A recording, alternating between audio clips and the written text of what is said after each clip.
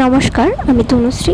অলৌকিক ঘটনা তনুশ্রী রিম চ্যানেলে আবার নিয়ে চলে এসেছি নতুন একটি ঘটনা।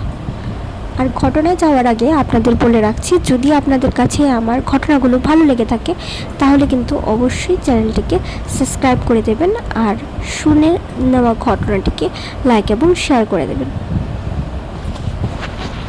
আজকে আমি আপনাদের সাথে শ্রী শ্রী অনুকূল ঠাকুরের একটি ঘটনা শেয়ার করছি। একজন শিষ্য পরম ভক্ত ছিলেন শ্রী শ্রী অনুকূল ঠাকুরের। উনি সারাক্ষণই নাম করতেন, নামে ওনার মুখ সবসময় চলতে থাকতো। উনি গিয়েছিলেন দেওঘর।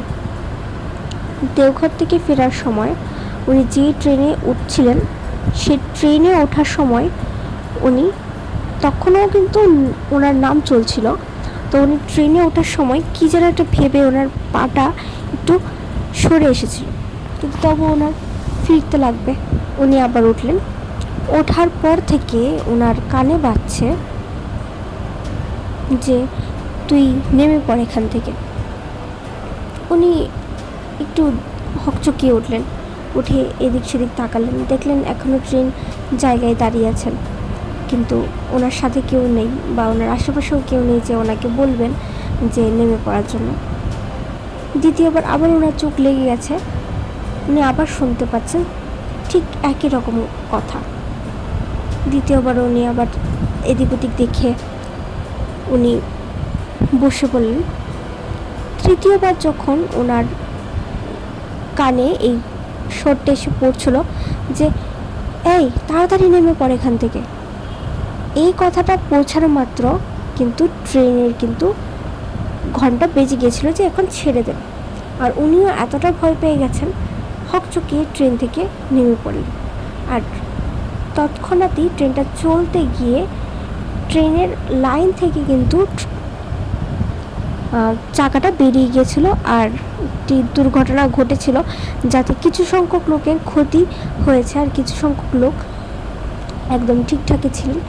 কিন্তু কিছু সংখ্যক লোকের মধ্যে কিন্তু উনিও আসছিলেন, মানে ওনারও একটি বড়সড় ক্ষতি হতে যাচ্ছিল।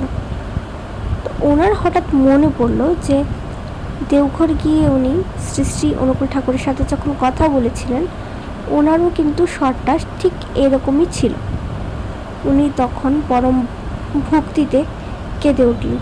অশ্রু সজল চোখে উনি ভাবতে লাগলেন আর প্রণাম মানে হাত জোর করে উনি সজল চোখে উনি হাত জোর করে বলতে লাগলেন, হে প্রভু, তোমার কৃপায় আমি আজকে জীবিত আছি। এরকম কিন্তু ছোট ছোট ঘটনা আমাদের জীবনে অহরহ ঘটে যাচ্ছে। আমি নিজে সাক্ষী, আমার জীবনে অনেক রকম এরকম ঘটনা ঘটেছে, কিন্তু এটা এতটাই সূক্ষ্ম যে এখানে তুলে ধরলে বোঝাই যাবে না, সেজন্য আমি সেটাকে তুলে ধরছি না এখানে। তো আপনাদের জীবনে তো অবশ্যই থাকবে এরকম কোনো ঘটনা, ভৌতিক বা অলৌকিক ঘটনা। তো সেই ঘটনাটিও কিন্তু অবশ্যই আমার চ্যানেলে শেয়ার করে দেবো, যদি আপনি আমাকে ঘটনাটি জানান। নিচে দেওয়া ফেসবুক লিঙ্কে ক্লিক করে আমার প্রোফাইলে গিয়ে কিন্তু আপনি আপনার ঘটনাটি জানাতে পারেন। আর হ্যাঁ, আজকের ঘটনাটা আপনাদের কীরকম লেগেছে তাও কিন্তু অবশ্যই কমেন্ট করে জানাবেন। দেখা হচ্ছে নেক্সট এপিসোডে, ততক্ষণ টাটা।